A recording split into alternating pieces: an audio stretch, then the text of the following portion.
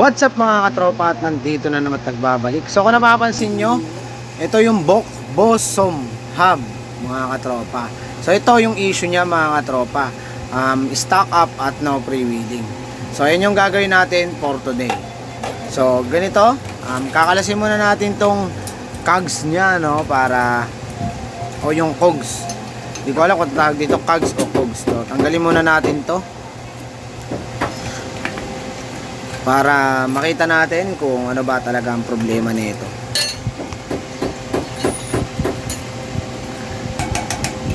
So yung inatok-katok ko siya para tignan natin kung gagana, pero yun, nag-freewheel siya kahit pa paano. Yan, bumalik siya ulit kasi nga dahil dun yan sa spring. Yun agad yung nakita kong issue nito mga katropa, dun sa spring talaga eh. So yun, nakalas na natin siya. And then nabuksan ko na rin yung ano nito dahil maluwag na yung ano niya, yung center lock niya. So gagamitan natin ng ganitong allen. Natatanggal ko talaga yung mismong prehab niya mga katropa. So yan, mataba yung allen, hindi ko alam kung ano sukat nito, pero pakita nyo na lang sa mga mekaniko dyan kasi nga yun, hindi ko alam yung sukat niyan. Yun, tatanggalin natin para maayos natin at magawa natin ng maayos yung prehab. So yan, ginamita ko ng Yabe tubo para makalas. So nakalas na siya mga katropa. Yan.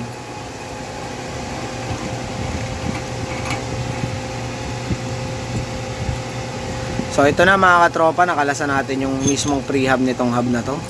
So yun, medyo nagpi-pre-wheel tas sumasablay, may stock up. So kailangan talaga na to siguro palitan mga katropa.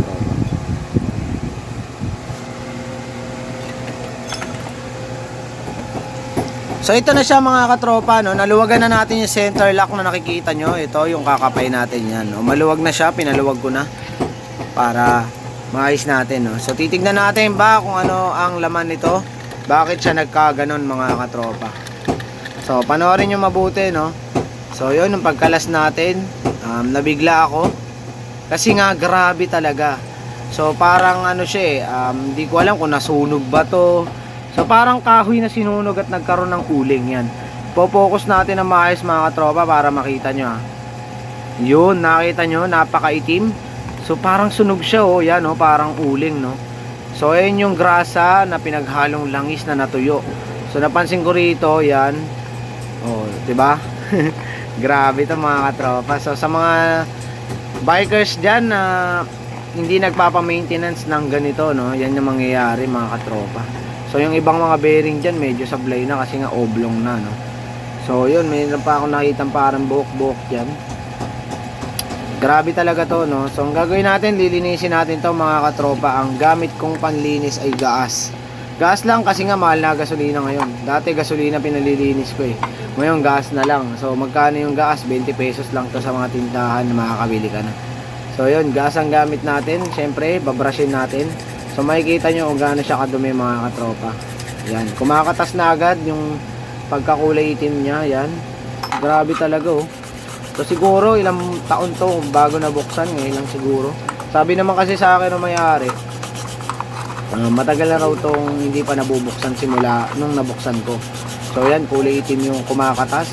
Para siyang kanal eh, kanal. Tapos ang baho niya talaga mga katropa, para siyang nababad sa kanal.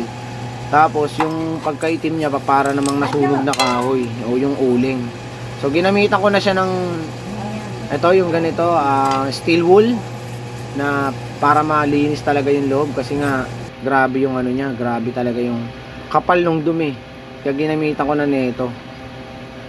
So yung mga tropa, panoorin niyo mabuti kung paano natin i-repair tong hub na to at mapagana ulit no. So hindi natin sure kung magagawa mga katropa. So panoorin na lang nating mabuti.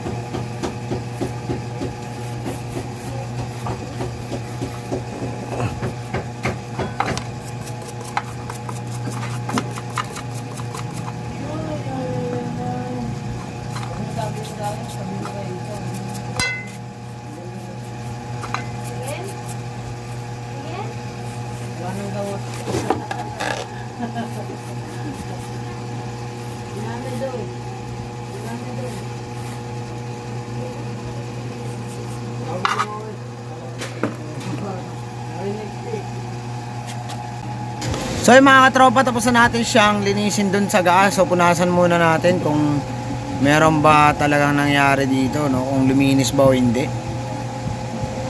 Pero napansin ko rito agad mga katropa, hindi na nawala yung itim niya kasi nga gawa nung na stock to ng ganun sa dumi. So nangitim na talaga yung bakal.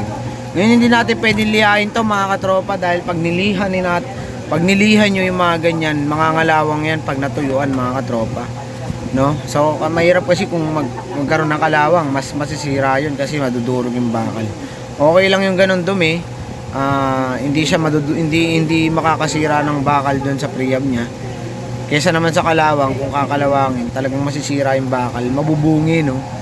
So yun, wag natin lilihain mga katropa. Pwede steel wool para lang matanggal yung mga parang bulutong na dumi, no? So nakita nyo yung mga bulitas, napakaitim yan, nakapansin nyo. Yun na talaga yung kulay niya mga katropa, kulay itim na ta, pero makinis siya. Yung iba pinalitan ko na lang kasi oblong na. So yun, ito na siya mga katropa. Kung napansin nyo, ganun pa rin, no? Pero malinis na yan mga katropa. Hindi na yan katulad nung kanina na may parang mga dumi na kulay, talagang solid na itim. So ito ano lang to, parang nakakulayan na siya. So ang gagamitin natin dito mga katropa is stainless spring na, no? Para kahit man maging ganun siya, hindi mabubulok yung spring niya, hindi kakalawangin o hindi mapuputol. So stainless na yung lalagay natin mga katropa para sure na talaga na wala nang sira, no? Pero hindi ko sure kung talagang hindi siya masisira. Depende kasi sa mga gumagamit ng bike yan. So yan na, kakabit natin yung stainless spring ko na binibili ko lang dito sa Caloocan, sa mga bilihan ng spring. Medyo may kamahalan kasi nga stainless siya mga katropa. So ayun, kakabitan natin ng stainless at nakakabit ko na siya mga katropa. Kinat ko na lang kasi medyo tumagal yung pag-align ko rin sa spring, pero meron naman akong previous video dyan na mapapanood nyo kung paano gumawa ng nitong spring mga katropa. So nakabit ko na yung mga bulitas niya. So madali lang yan, grasahan nyo lang yung gilid, tapos yun, madidikit na yung bulitas niya. So kakabit na natin yung washer, baka makalimutan natin. Importante itong washer niya para sa prehab. So meron lang akong naging issue dito, umaalog siya.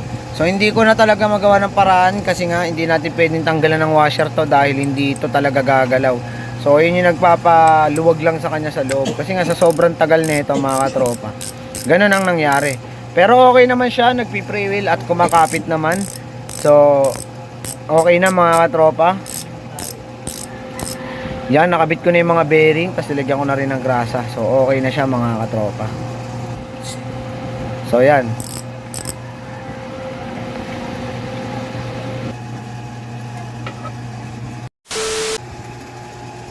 So ito na siya mga katropa, no, nagawa natin, okay na. So ayan yung bosom hub. So kanina kasi hindi na siya nagpi-freewheel. Alos talagang left and right niya matigas. So ayan, yung ginawa natin, ni-replace natin lahat nung ng mga bearing, nilinis, tapos nilagyan ng mga grasa, tsaka pinalitan ko na rin ng bagong spring kasi ito yung isang spring niya. So yan, nakita nyo, putol yung isang spring niya, yan. So pinalitan natin ng stainless spring na ginagamit natin palagi. Ito, yan. So okay na siya mga katropa. Yan. Kaya sa mga tropa nating nais magpagawa ng mga ganitong hub, lalo na yung mga 3 pulse, 2 pulse, so magpagawa na kayo mga katropa at maagapan na agad natin para hindi siya lumala. So ito medyo lumala, medyo may kalog ng konti, so hindi na natin magagawa ng paraan kasi medyo malalim na yung pinagdadaanan ng bearing nito. So yung mga katropa, hanggang dito na lang. Tunog Mayaman Nation Hub Edit. God first. Paalam.